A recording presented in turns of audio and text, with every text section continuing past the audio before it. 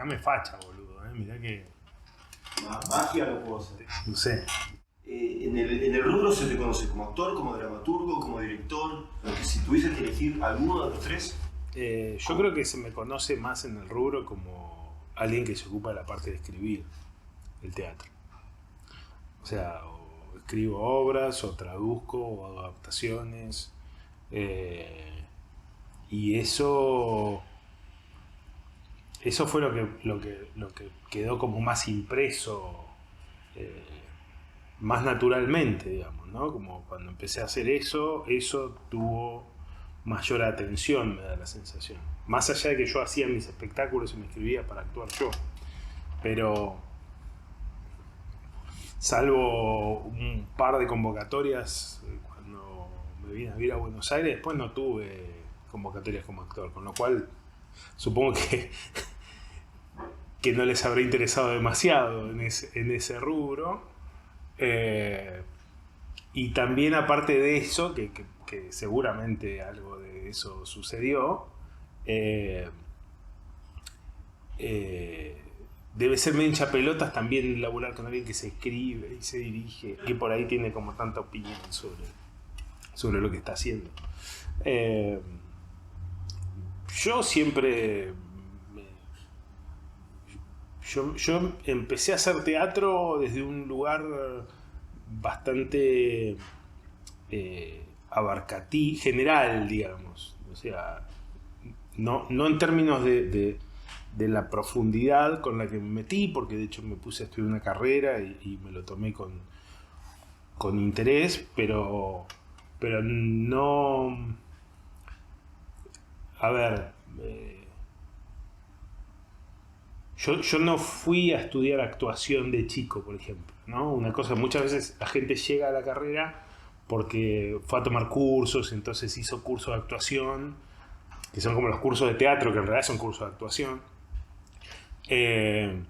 Y de pronto llega a formarse. Yo desembarqué en la formación buscando algo en la universidad que no sabía qué era, en una disciplina que yo no conocía y que nunca había hecho, salvo un par de años de la escuela de títeres en Neuquén, cuando yo era muy chico, 6 y 7 años, que hice 2 años de títeres y después dejé. O sea, toda mi adolescencia fue pensando en absolutamente otra cosa. Y... ¿Qué cosa?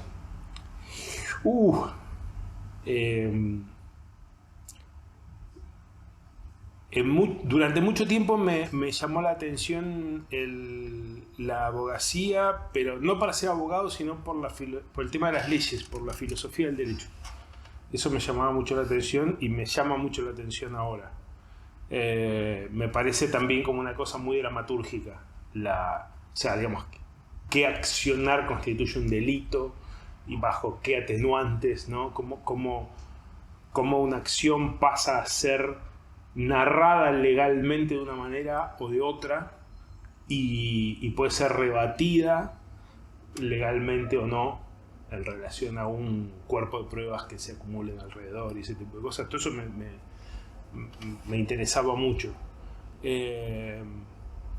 Y después iba mucho al club y yo jugaba al rugby y en un momento quería dedicarme a eso. Era re tincho y quería dedicarme a eso, y en un momento me di cuenta que no me iba a dar para hacer eso. Creo que ahí tuve una gran lucidez, que para ser un jugador profesional no tenía el convencimiento ni la capacidad física, ni me llenaba tanto como para hacerlo, como para lograr esa capacidad física, y entonces en un momento dejé. Y ahí entré en crisis total. En esa época ya quería estudiar periodismo. Hice radio durante un tiempo, después me aburrí totalmente de como cierta especie de circuito medio cínico que tiene el periodismo. Y ahí entré en crisis total, que no sabía qué hacer, ¿viste? Terminas la secundaria, bla. Y agarré la guía del estudiante y encontré, y había una carrera de teatro y dije, mira, hay una... Era lo suficientemente general. A mí me gustaba mucho leer de chico, leer literatura y muchos libros de historia política, de organización de las instituciones, todo eso. Mi viejo estaba en política cuando yo era chico y bueno, y el teatro tenía un poco eso, era una reunión, y yo me acordaba que allá lejos y hace tiempo, cuando había estudiado títeres, la había pasado fenomenal. Y entonces fui a probar. De hecho, cuando empecé mi carrera, empecé las dos. Empecé la de teatro y la de títeres. Y la parte de la facultad que era de títeres después cerró. Y ahí ya nada, me quedé haciendo teatro. Entonces cuando yo entré a estudiar, yo en la primera clase fui de pantalón de vestir y chomba, digamos, con un cuaderno A4, ¿no? Para tomar apuntes, iba a la facultad. Era como se vestían los muchachos que iban a la facultad en esa época. Y a los 15 minutos estaba jugando la mancha. Y era como, wow, cualquiera, está buenísimo. Y lo primero que hice en teatro en realidad fue que salía de, creo que era tercera, cuarta clase que iba, y paso por un aula, lo que era la vieja aula magna de la Universidad de Tandil, de la Unicen, y estaba montando luces para una puesta en escena. Y yo conocí a uno de los que estaban ahí, y lo primero que hice fue subirme a una escalera y montar luces. O sea, ayudar en el montaje de las luces. Y entonces, bueno, las primeras cosas fueron esas, fue hacer un poco de técnica muy rudimentaria. O sea, nosotros teníamos, en la facultad habían 2 consolas analógicas, las dos de 12 canales, de los cuales a una le andaban 6 y a la otra le andaban 5. Y entonces nada, montabas y hacíamos luces de esa manera. Y en esa época estaba recién llegado a la ciudad y estudiaba y leía un montón de teatro. Eso fue así como muy, para mí fue muy necesario. Apenas yo empecé a estudiar, como yo, o sea, yo empecé la carrera como quien empieza odontología, ¿viste? Como quien empieza odontología sin ser hijo de odontólogo, ¿no? Como quien no sabe de qué se trata la carrera. Entonces es como que te va llevando. A la vez tenía que cerciorarme de que la carrera fuera esa y no otra. Y ahí le pregunté a los profesores, porque en parte yo tenía como la sensación de que iba a tener muchísimo tiempo de estudio, y la verdad que era bastante discreto el tiempo de estudio que uno le tenía que dar a la carrera. Entonces me sobraban horas y les pedí que me dieran que tenía que leer, y ellos me dijeron, bueno, tenés que leer las obras, tenés que leer todo el teatro que puedas, y todo el teatro que puedas eran básicamente los clásicos. O sea, ahora hay muchísimo más, pero en el año 95 que yo empecé no había tanto teatro editado, tampoco era que se consiguiera tanto, no había tantas librerías siquiera, menos en Tandil, con lo cual ahí me empezaron a pasar obras y rápidamente leí como el teatro contemporáneo que había a mano y empecé a leer clásicos, ¿no? Y bueno, y eso fue una cosa bastante entretenida para mí, que estaba habituado a leer. ¿Cómo fue que llegaste a Shakespeare? Porque era el más entretenido. Sí, fue básicamente eso. Cuando lees los clásicos, incluso en las traducciones más horribles que estaban a mano, que eran las de Astrana Marín, que es la famosa edición esa de los libros de Aguilar, claro, había una diferencia entre Esquilo, ponele, y Shakespeare.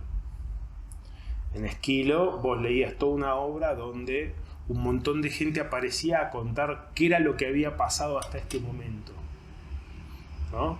Es como si vos vieras un tipo que está al lado de un auto que tiene la rueda pinchada y el tipo empieza a decir: Malaya la hora en la cual decidí irme de vacaciones, y entonces junté los últimos ahorros que tenía y los cambié y me equipé la heladerita para irme de vacaciones, y te cuenta todo lo que hizo, pero está todo el tiempo en el mismo lugar hasta que finalmente, no sé, llega el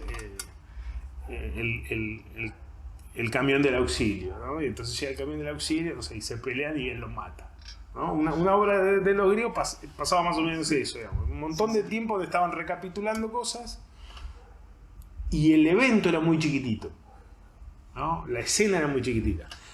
En Shakespeare pasaba otra cosa. O sea, Shakespeare tenía muchas escenas que eran como: uy, boludo, ¿qué onda? Esto es muy entretenido, era la sensación, ¿no? Y yo, si bien no había visto mucho teatro, la verdad, muy poco, había visto alguna cosa así como muy trascendental, pero no muy trascendental para mí, digamos, pero no era que era un chico que va al teatro, básicamente porque no había.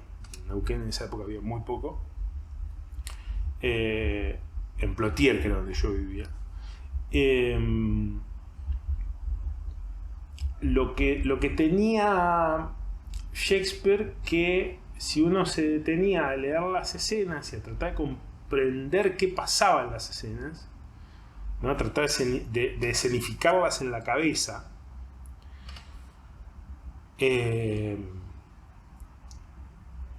tenía todos los elementos de entretenimiento como las películas con las cuales yo me había criado, ¿no? O sea, no sé, yo cuando era chico nos pasábamos yendo al videoclub y viendo tanques, ¿no? Tanques de Hollywood, toda la saga del cine de acción de los 80, el terror de los 80, la fantasía de los 80.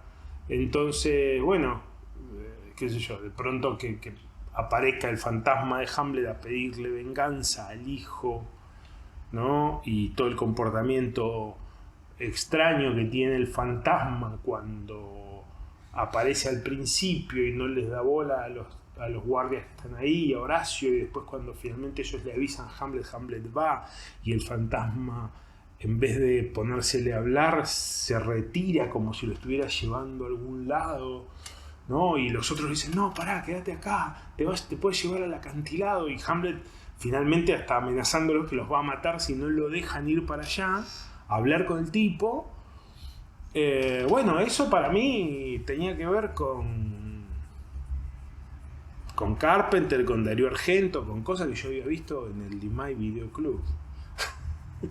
Entonces, ese fue el link, digamos, con Shakespeare, no fue algo así como relacionado con la idea como cultural. ¿Con qué te encontraste cuando empezaste vos a traducir la obra original de, por ejemplo, Hamlet, que fue una apuesta de una traducción tuya, sí, de la que se puso en el San Martín? ¿Con qué te encontraste? ¿Con qué material te encontraste? ¿Qué diferencia encontraste con lo que habías conocido al principio, que fue una traducción de otra persona, y vos te pusiste a leer el original de Shakespeare para hacer una obra que estaba bien traducida, ¿no? Completa del original? Bueno, yo lo primero que traduje igual de Shakespeare fue Rey Lear. O sea, por eso lo menciono, ¿por qué? Porque en términos de encuentro, ese fue como el gran choque, digamos, ¿no? Como, yo había estudiado mucho inglés de chico, muchos años, 12 años, no sé, 12, 14, qué sé yo, no me acuerdo yo. Primero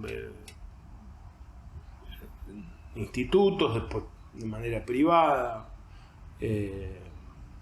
Y bueno, uno no está, como sea, uno no está preparado para el inglés antiguo, ¿no? Si bien convivís con distintos tipos de inglés, bueno, nada, cuando conseguí el original y dije, ¿qué carajo quiere decir esto? Esta palabra, ¿no? ¿Qué es THOU? ¿No? Thou es you, ¿no? Y así 20.000. Y tampoco estás preparado para el barroco, ¿no? Para oraciones que tienen un rulo adentro que te hacen como preguntarte cuál es el sujeto de la oración, por ejemplo, ¿no? Entonces, el primer palazo de encontrarme con eso fue ahí. Eso en términos como de trato con el idioma.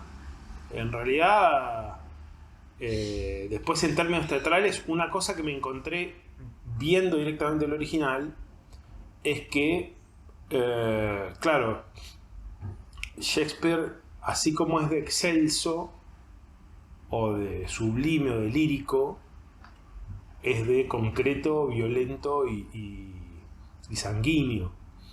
Entonces, muchas veces una cosa que se hace en las traducciones, sobre todo en las literarias, digo las literarias, cuando me refiero a las traducciones literarias, son las traducciones que no son para la escena, que se hacen para ser editadas. Lo que se hace es suavizar, por ejemplo, las puteadas, ¿no? Y si hay alguien que putea maravillosamente de Shakespeare, digamos, de pronto tiene circunstancias que son totalmente violentas y bajas y socarronas y soeces y hasta te diría rascas en términos teatrales, ¿no? Como berretas, momentos que decís, che, no puede ser tan ridículo esto. Por ejemplo, una que me acuerdo que pasaba en Rey Lear fue que había una salida de escena, de una escena que se va en Rey Lear y el bufón,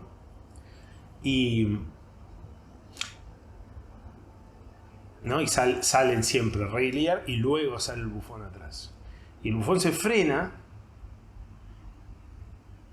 y dice, obviamente a público, esta que ahora se ríe tanto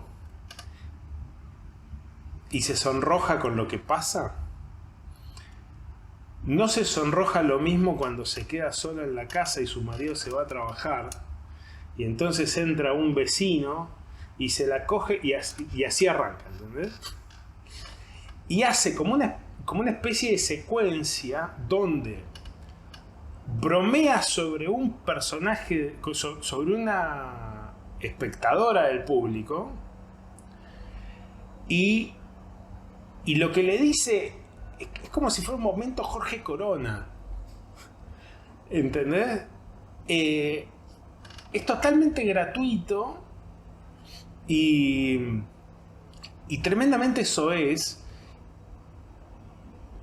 Y después una cosa que nosotros veíamos en la versión, en la edición que habíamos recibido, era que se dice que probablemente en una de esas ese fragmento haya sido añadido por algún otro autor o uno de los actores estos de la época que hicieron la recopilación de sus obras. Y probablemente también ese texto que se extiende sobre la salida tenga que ver con alguna preparación del resto del elenco para la siguiente escena, ¿no? Como en las obras, los personajes, o sea, Shakespeare es como proto-cinematográfico en la exposición que tiene, ¿no? Todo es corte y a otro lugar. Es muy raro, muy raro. Creo que hay 1 o 2 escenas en toda su obra en la cual un personaje central, unos personajes, pero sobre todo los personajes centrales, se mantengan en escena de una escena a la siguiente, ¿no? En general vamos a ver que todos dicen vamos y salen, es como si fuera corte a otro lugar donde hay otros personajes, ¿no? Y a veces uno de los personajes de esta escena reaparece luego de empezar esta otra escena en esta escena siguiente. ¿Sí? Sí. Bien. ¿Por qué? Porque no hay luces, no hay cambio de escenario, no hay un cue que vos puedas hacer en la época para decir pasó tanto tiempo y el personaje sigue sentado, ¿no? Y entonces una de las cosas que vos ves ahí, que eso también fue una cosa que me llamó mucho la atención, era cómo se las arreglaba técnicamente con alargamientos y con abreviaciones de la acción para que esta maquinaria fuera posible, ¿no?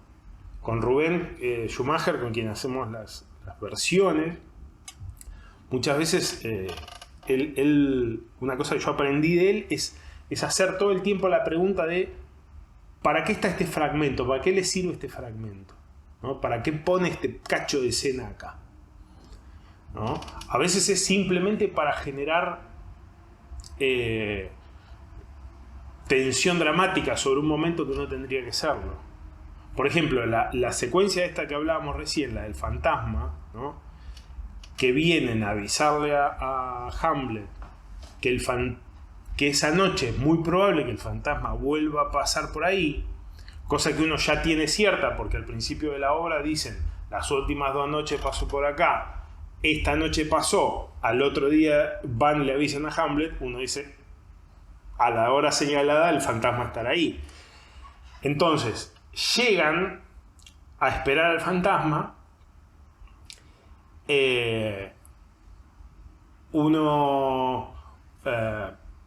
hay todo un comentario que hace Hamlet, que es como una especie de niño migraña ahí, sobre una fiesta que está teniendo en ese momento su tío Claudio, en la cual se emborracha y luego de que termina cada barril va a hacer sonar unos cañones, ¿no? Entonces escuchan los cañones y dicen ahí está el borracho de mi tío, y en un momento aparece el fantasma, ¿no? Y vos decís, bueno, ahora le va a decir. Ahora, y es lo que haría cualquier autor más o menos normal. Pero ¿qué hace Shakespeare? La escena en ese momento no tiene dramatismo. Si el fantasma viene y le dice, Hamlet, al final estás acá. Sí, papá, quiero hablar con vos. Bueno, decile a esos que se vayan, por favor. Chicos, ¿se pueden ir? Sí, se van. Es como si dramáticamente ahí la tensión se detiene y a lo único que vamos a atender es a la información, ¿no? Con lo cual va a ser como una escena didáctica, pero poco atractiva en términos visuales. Entonces, ¿qué hace? El fantasma aparece, lo mira, y los otros dicen, mira, se aleja de nuevo. Te mira como si te estuviera llamando. Y Hamlet dice, voy. Y cuando Hamlet dice, voy, los otros dicen, no, pará, puede ser el demonio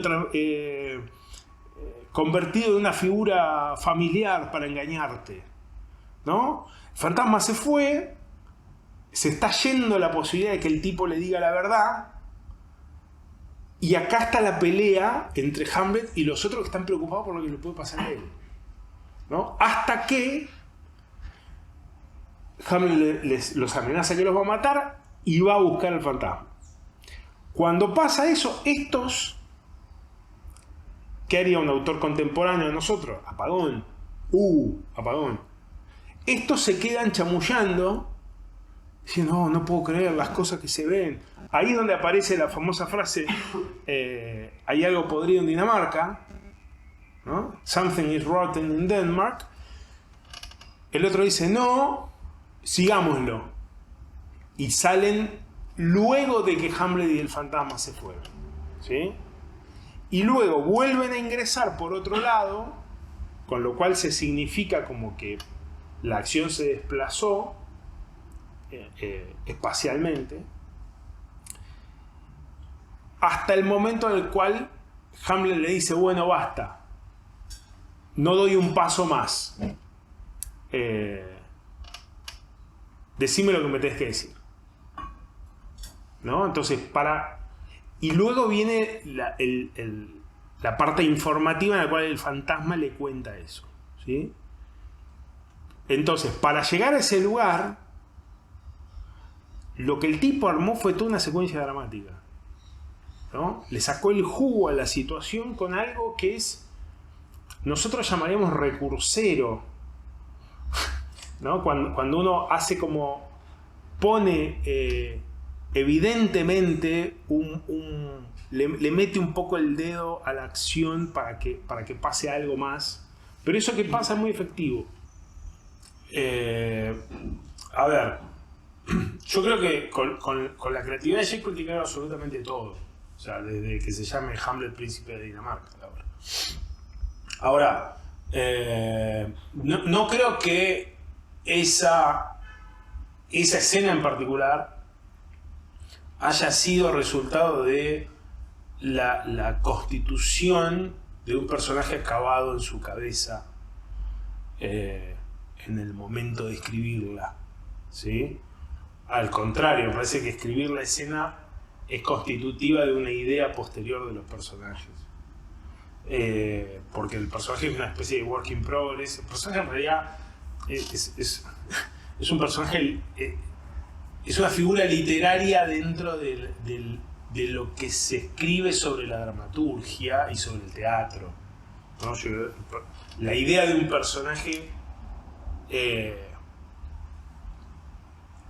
es una idea muy encantadora para cierta parte de la formación actoral, que le encanta pensar en términos de personaje, ¿no?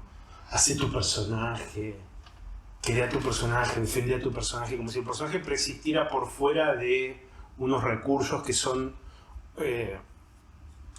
organizados para generar atención y suspenso, ¿no? Y para lograr determinados efectos en el espectador, que es lo único que importa. Ese tema me parece interesante.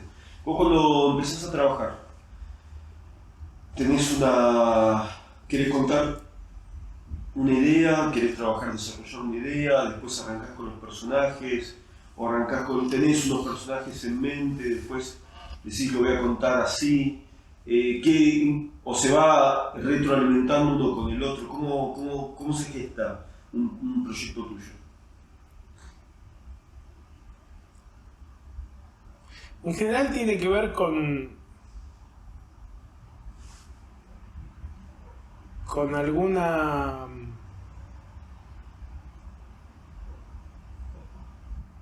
un poco con los universos. A veces es una historia que querés contar específica.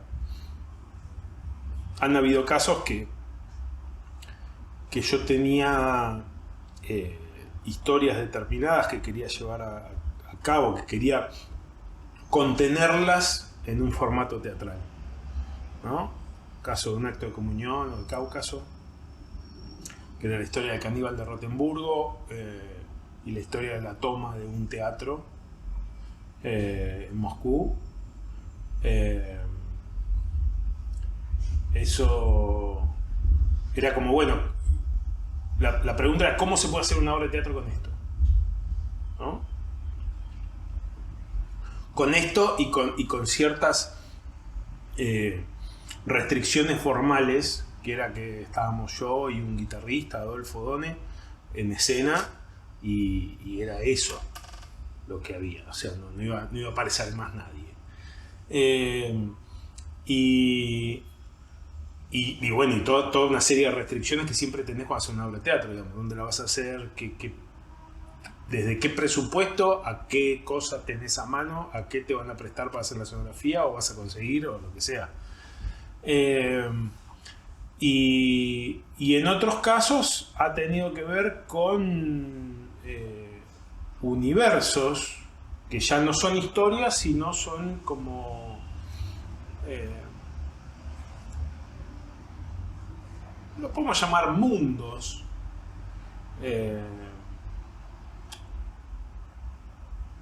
A ver,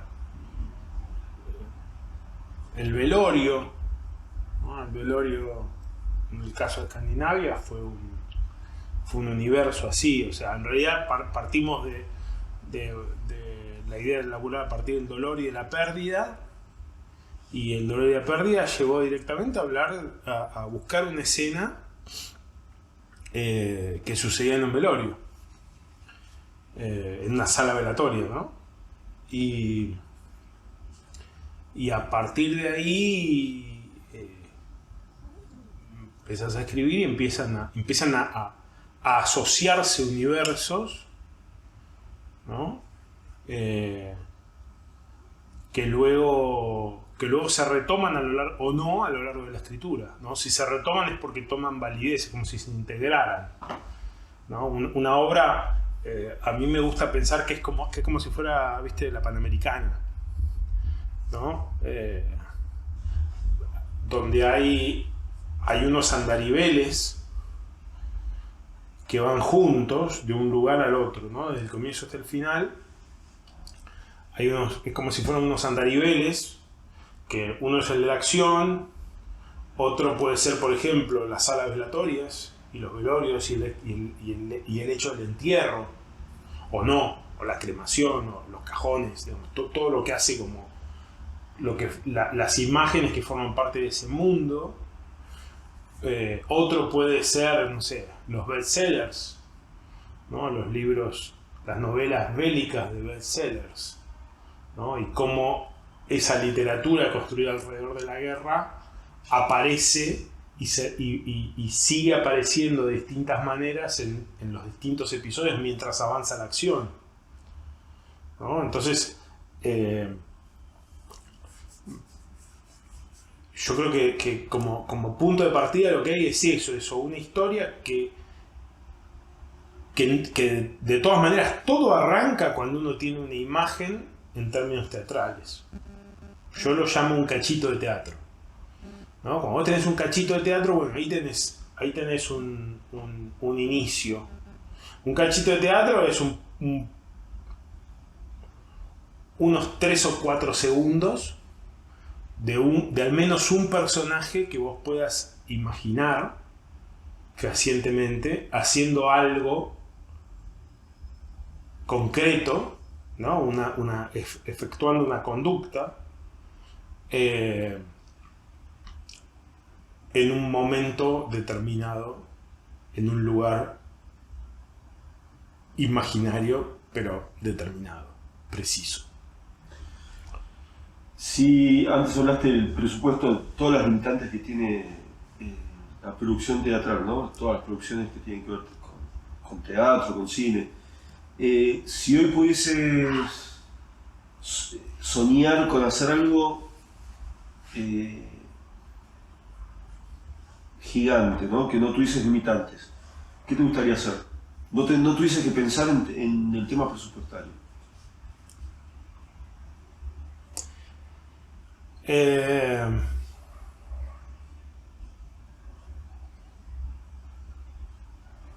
Me gustaría tener tiempo de gente trabajando que pudiera descansar y seguir trabajando sin preocupaciones y con dedicación.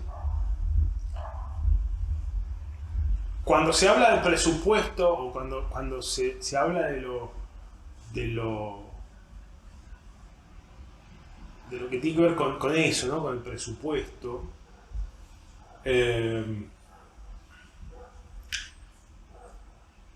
Yo creo que hay una mirada que tiene que ver que no tiene que ver con el teatro, tiene que ver con algo del orden del espectáculo y del show, ¿no?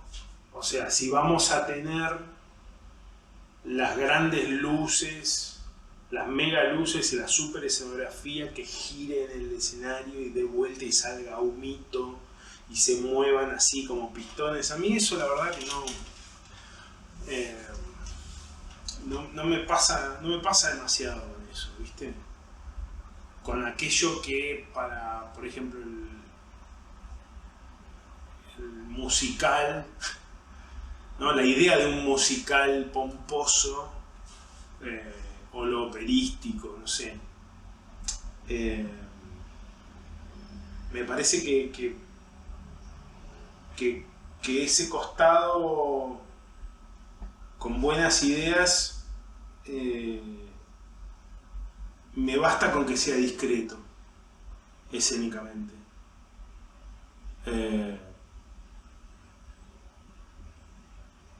Lo que me parece que más cuesta muchas veces es tener el tiempo de maduración y de repetición de lo que uno necesita para lograr eventos escénicos potentes, ¿no? A ver, profundizar en eso, en el tema de la iteración, ¿no? Estás hablando de poder lograr algo que por repetición se va puliendo. ¿A eso te referís? Claro, a ver,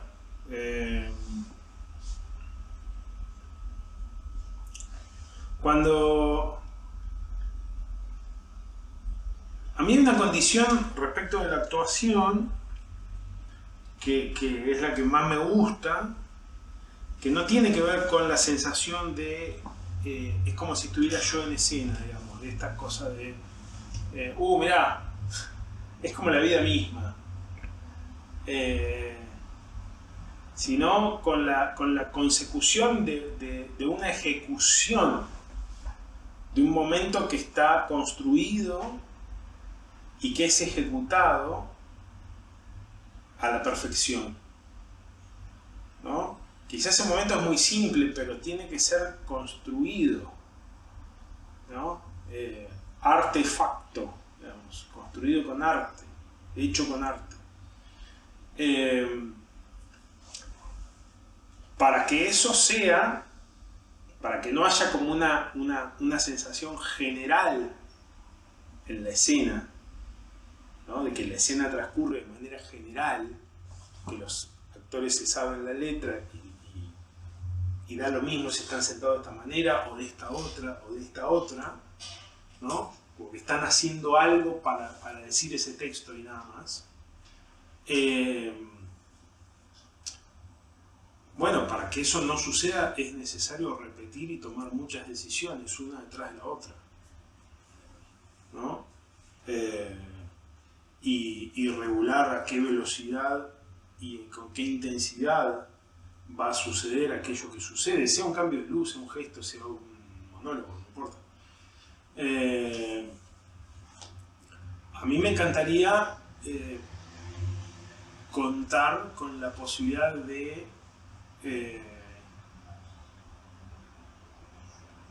tener gente que tenga tiempo mental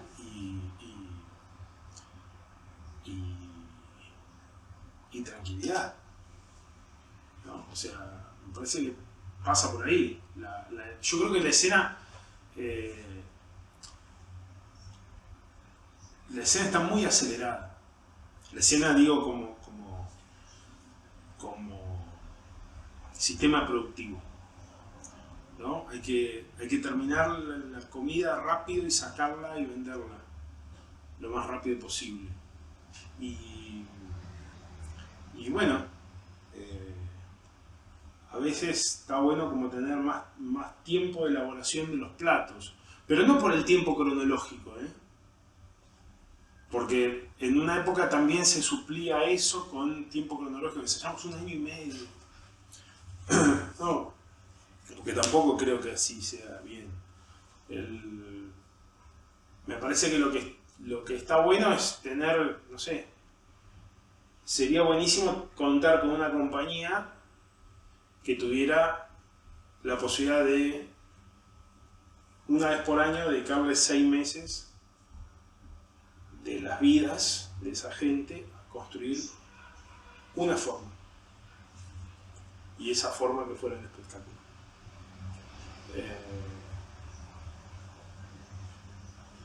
Que tuviera los medios discretos, pero medios al fin, para llevar a cabo eso.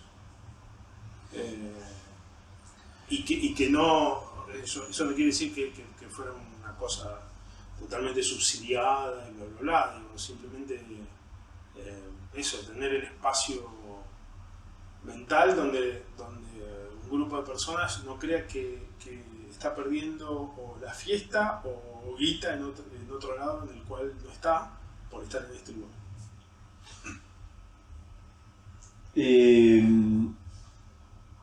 ¿Pudiste lograr eso con El Bien, tu última obra? Sí, no tuve otra. No había otra chance que lograrlo porque los dos estábamos, como la hice con mi esposa, los dos estábamos totalmente atravesados por eso. Sí, absolutamente, claro. Quizá excesivamente, te diría. Porque pasaba que nosotros ensayábamos mucho tiempo, ensayábamos a veces 4 horas, que para un personal es un montón, porque estás todo el tiempo trabajando con una persona. Y de pronto pasaba, claro, no había esta posibilidad de cortar y cortar con el grupo creativo, nos vemos mañana o pasado cuando volvemos a tener el ensayo, sino que de pronto, o sea, la noche, las 11 de la noche, che, mirá, ¿viste en ese momento donde me dijiste tal cosa? A mí me parece que tal otra, y de pronto esa charla inauguraba 3 horas más de trabajo donde nada, se resolvía la diaria y de pronto era, nos vamos a meter ahí. Después por una cuestión del marco productivo,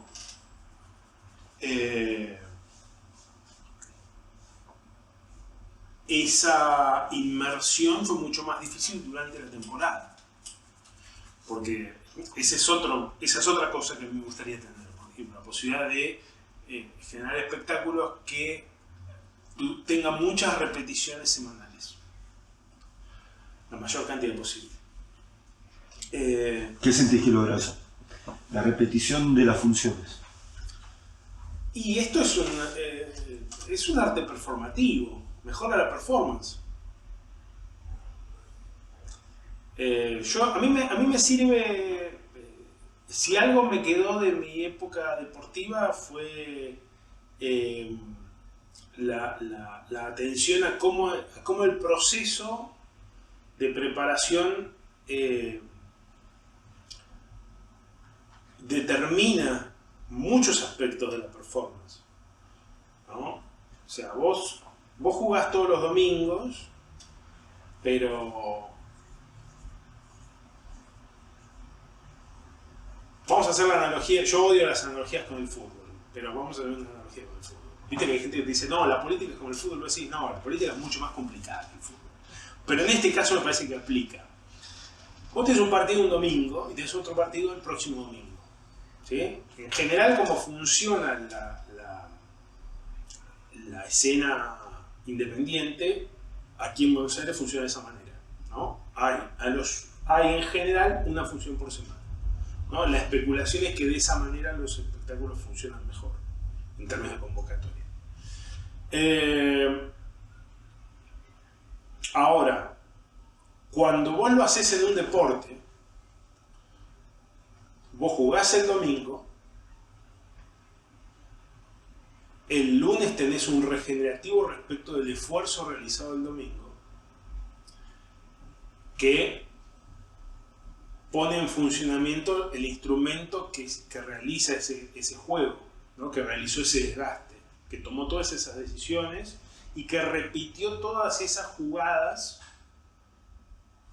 que estaban pautadas, ¿no? O sea, que hizo lo más posible de lo que se había ensayado y que luego improvisó en una cantidad de situaciones.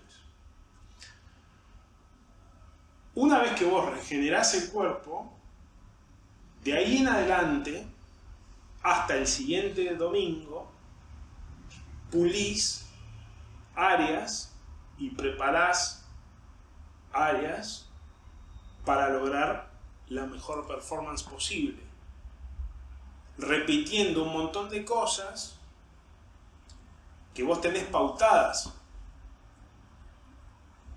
¿no? Movimientos, relevos, reacciones a imprevistos, etc.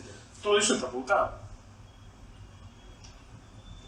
Para eso, ¿qué haces? Simulacros de fracciones de esa situación que vas a tener el siguiente domingo. Vos decís que si la tenés en vez de domingo a domingo... Ningún equipo de nada podría jugar un domingo y después reencontrarse el siguiente domingo 15 minutos antes para jugar el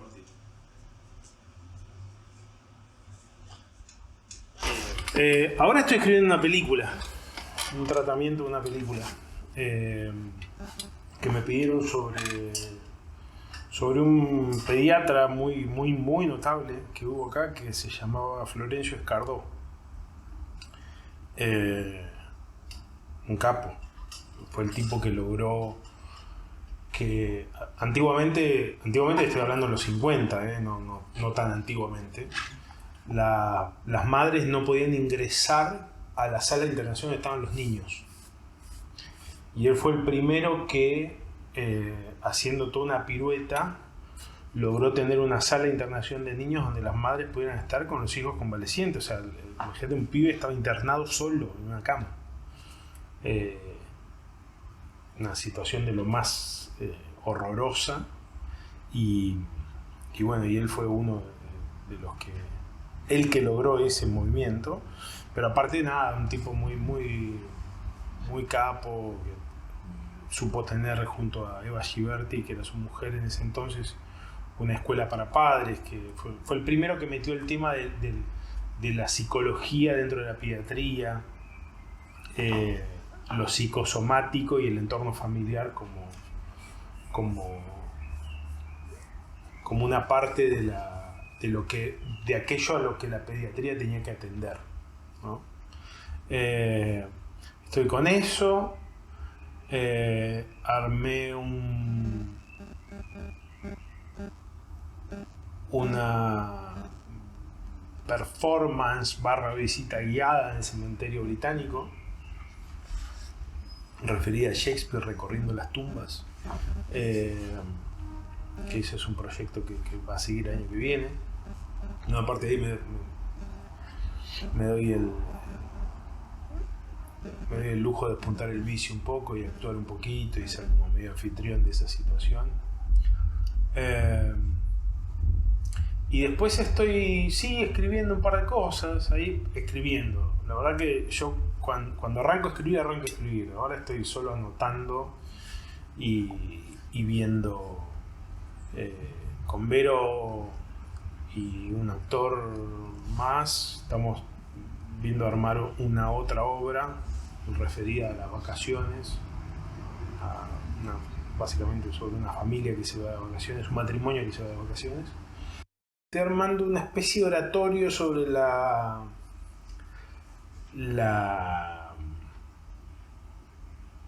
novela Las Mil y Una Noches.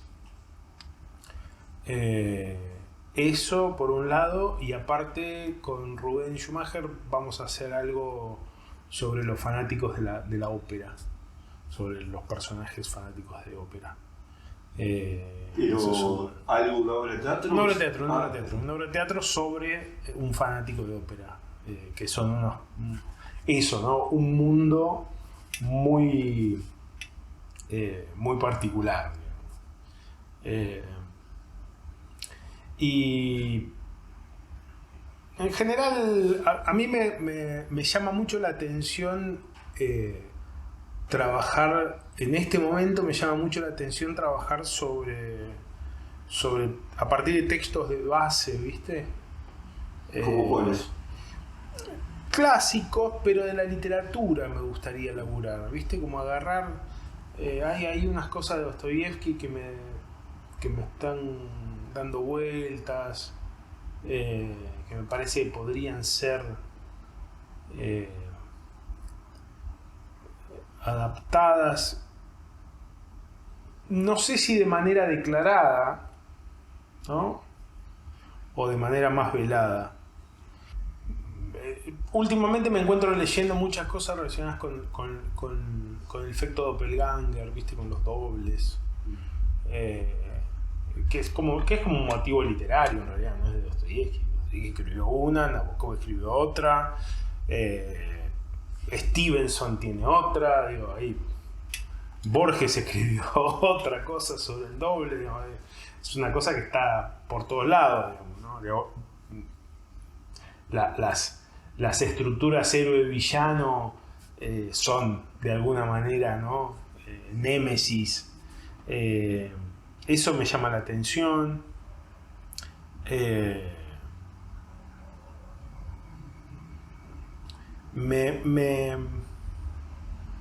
Pero me llama la atención como la posibilidad de trabajar sobre una historia que la gente ya conozca o crea que conoce.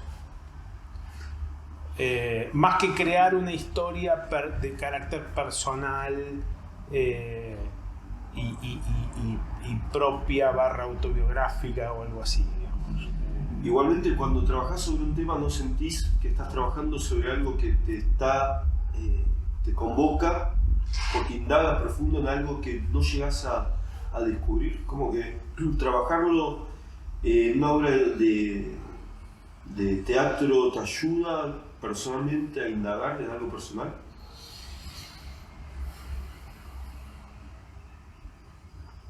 Puede ser, pero me hago el boludo respecto de eso. O sea, porque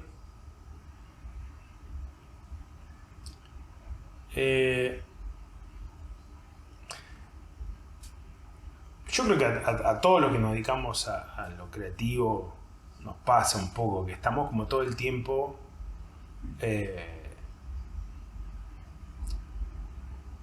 generando hipótesis de proyectos, ¿no? La famosa, che, tenemos que hacer algo, ¿no? Vi esto, uy, yo vi esto, uy, mirá, podemos hacer algo con esto, ¿no? En algunos casos eso termina sí, constituyéndose y en otros casos no. La mayoría de los casos no, ¿no? Al menos en el teatro es muy común eso, ¿no? Todos los proyectos todas las obras hermosas que surgen en los asados y no pasan del primer ensayo, digamos, ¿no? O no llegan al primer ensayo. Y bueno, yo tengo un montón de proyectos escritos en el cuaderno de proyectos, de obras, ¿no? Tengo una especie de dramaturgia universal metida ahí adentro, hipotética, que no ha fraguado, digamos, ¿no? O no pude avanzar de la 4ª página o me dejó de interesar. Si me sigue interesando en el tiempo consciente, ¿no? Si sigue estando ahí, si me sigo acordando, en general le entro y veo cuánto avanzo. Lo que yo tengo escribiendo, sí tengo como una suerte de confirmación personal cuando el acto de escribir me genera alguna suerte de vértigo, ¿no? Ya sea porque apareció algo que me genera como vértigo o nerviosismo o inquietud, o sensación de poder, ¿no? A veces que la sensación de poder cuando uno termina de escribir es espectacular. ¿Y qué sentís que es? ¿Por qué se debe esa sensación o el vértigo que...? Y supongo que... Mirá, si te la tengo que responder en términos conceptuales, es una cosa que dijo Ricardo Monti en una clase que me pareció buenísimo. ¿Viste esa frase que se te imprime en la cabeza y dices, es así, señor? Que él dijo que uno escribía mitificaciones de su propia vida, ¿no? Digamos, agarrás alguna sensación que tuviste y llevas eso a la estatura de mito, ¿no? Construís un mito a partir de esa sensación o sentimiento. Yo creo que Monti estaba en lo cierto, digamos, y que en todo caso lo que... Por eso hay algunas obras que vos decís, mira, esto podría ser una obra, ¿no? Tiene todos los ingredientes, esta situación, estos personajes podrían ser una obra, pero a mí no me pega, ¿no? Como si fuera una droga que no te hace efecto, ¿no? Hay gente que le pega más el paracetamol, hay gente que le pega más el ibuprofeno. Bueno, como si fuera el paracetamol para el ibuprofenista, ¿no? Y sin embargo, el universo y la situación tiene todos los ingredientes. Vos decís, che, pero qué buena obra que hay ahí. Sí, para que la escriba otro, ¿no? Porque no he podido hacer un puente sensible propio con ese universo. A veces te pasa, a veces en algunos trabajos que uno hace para otros o no sé, a mí me ha pasado haciendo a veces tratamientos de series y esas cosas que, bueno, sí.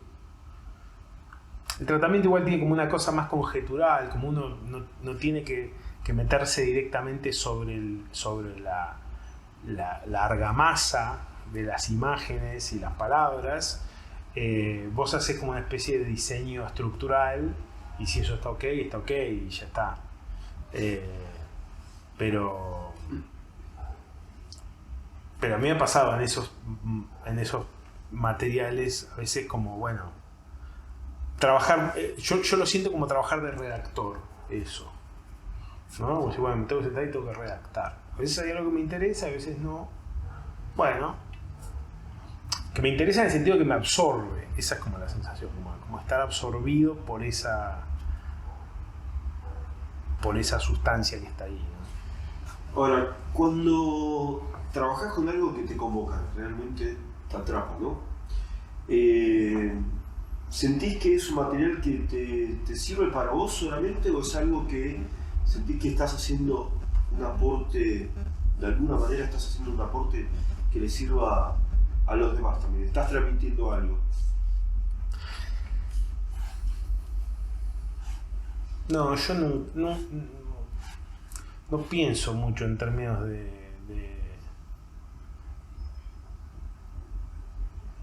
no pienso en términos de aporte.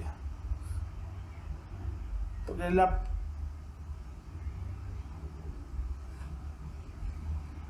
el aporte lo pone como en un lugar como de responsabilidad lo que uno está haciendo, como decir, bueno, o sea, se mete con una especie de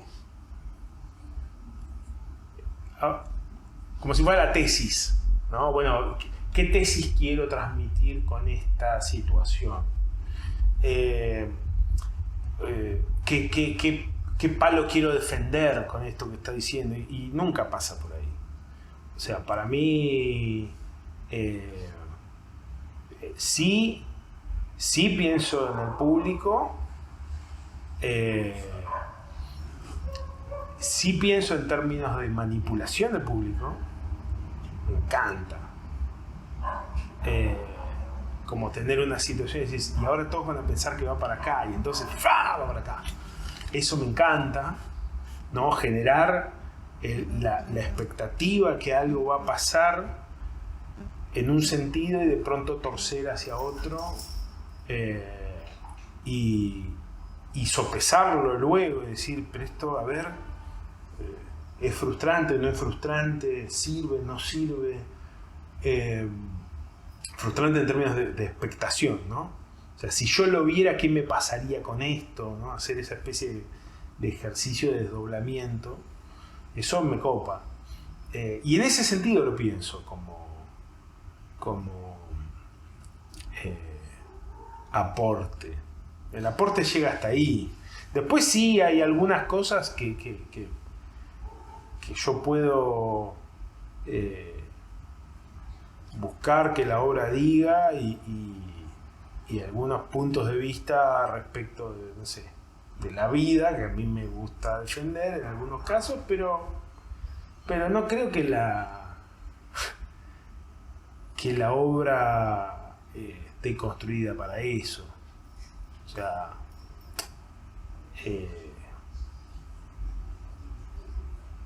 la obra tiene que estar buena. Tiene que estar lo más buena que se pueda, lo mejor que se pueda. Recién estabas En términos de entretenimiento, ¿sí? En términos de entretenimiento, en términos de captura emocional y de captura intelectual también.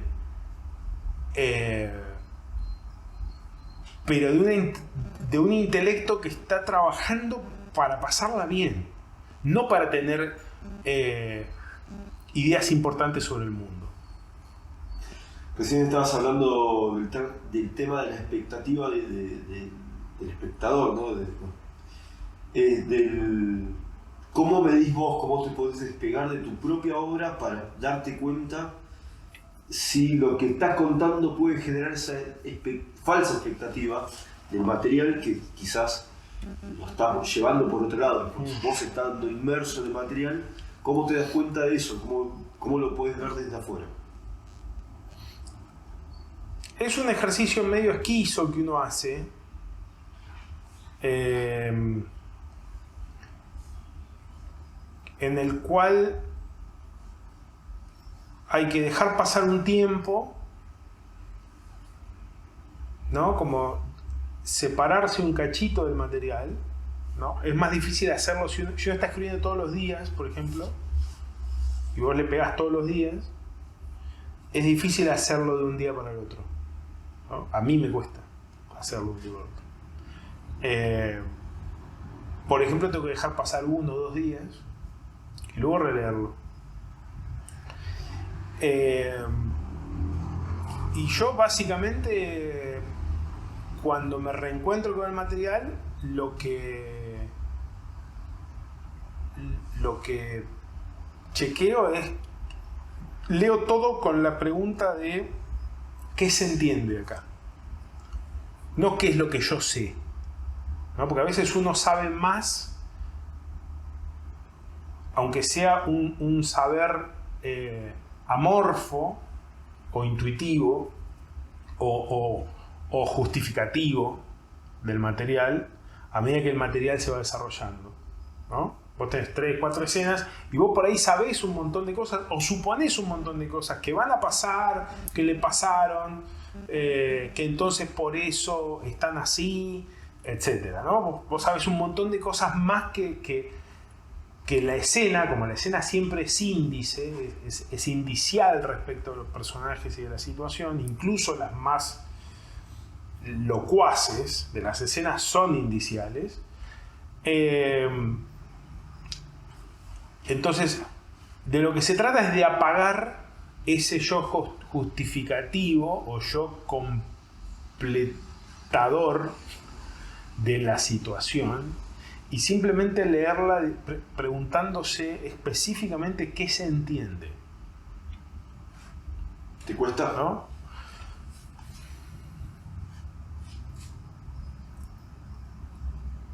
Más o menos, no mucho la verdad. En el tiempo me cuesta cada vez menos, porque trato de hacerle menos caso a mi vanidad en términos de escritura, ¿no? A veces, viste que estás escribiendo solo. Para eso muchas situaciones de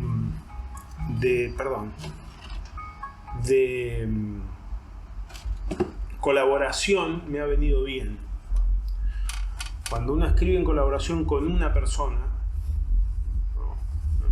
en par, a veces pasan dos cosas. Una, que hay algunas cosas que vos proponés que te parecen muy boludas o muy intrascendentes, de movida, o muy caprichosas, y el otro de pronto las elabora de tal manera que sirven, ¿no? O otra situación que sucede es que determinados momentos de escritura o fragmentos de escritura en los cuales le pusiste mucho empeño, ponerle formal. En el caso del teatro siempre pasa con los diálogos, ¿no? Uy, qué lindo esto que le dice este personaje en este momento, por ejemplo. Y el otro te dice, che, pero esta parte que se pone a hablar de flores, ¿a dónde va? ¿No? Entonces esa mirada como más cruda, muchas veces sobre lo que produjiste, a mí me ha servido como para tamizar, ¿no? Y yo creo que a veces en la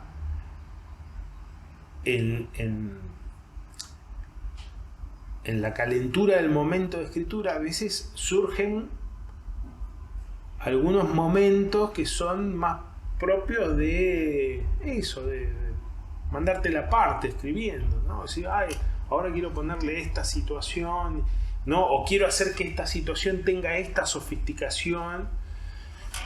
Y capaz que ese proceso de buscar esa escena o esas palabras, etcétera, que ese momento tiene que ser one shot, ¿viste? Todo eso que tenía un desarrollo capaz que es 1 segundo, 3 segundos, y que con eso ya se entiende todo y todo el resto es floritura innecesaria, ¿no? Entonces ahora soy un poco más rápidamente puedo ser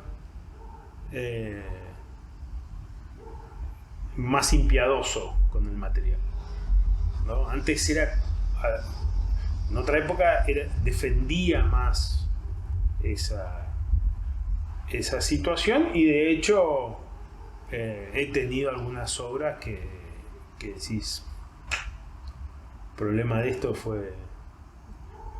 obra era la vanidad del que la escribía. Pasa que una cosa es la instancia de borrachera, ¿no? o de pedo feliz que uno tiene mientras trabaja una escena,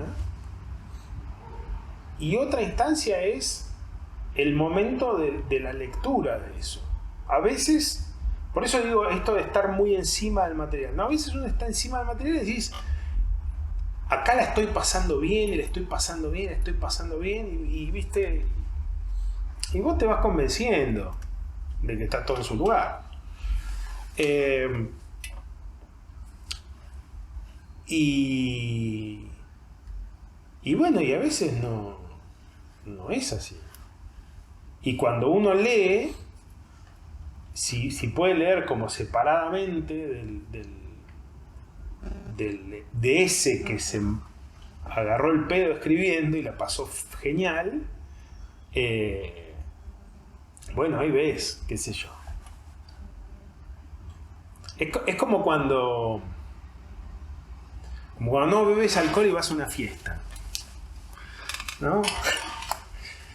Que de pronto hay alguno, o sea, hay situaciones que bebiendo alcohol en una fiesta son sumamente graciosas, y hay veces que vos no estás tomando alcohol y vas a una fiesta y es como ir a un capítulo de Walking Dead. Y dices, che, todo esto es todo medio deforme. Pero claro, cuando estabas en pedo estaba genial, ¿no? ¿Por qué? Al final, pero este es un pesado. No, pasa que vos estás sobrio. Él es igual que siempre. Vos estás sobrio. Ahora, cuando vos lo lees y no tenés ese regodeo, esa alegría de la fiesta que te produce estar escribiendo y que esté pasando y que se te ocurran cosas y todo eso te da es muy vigorizante. Es como cuando juegas al fútbol, ¿no? Nosotros vamos a jugar al fútbol 5 y adentro de la cancha decís, uy, cómo la paré. Y después te dan la imagen del partido y decís, soy un desastre. La paré porque la pelota se detuvo porque el otro le pegó sin fuerza, ¿no? Pero en tu cabeza en ese momento vos sos Zidane parando la pelota.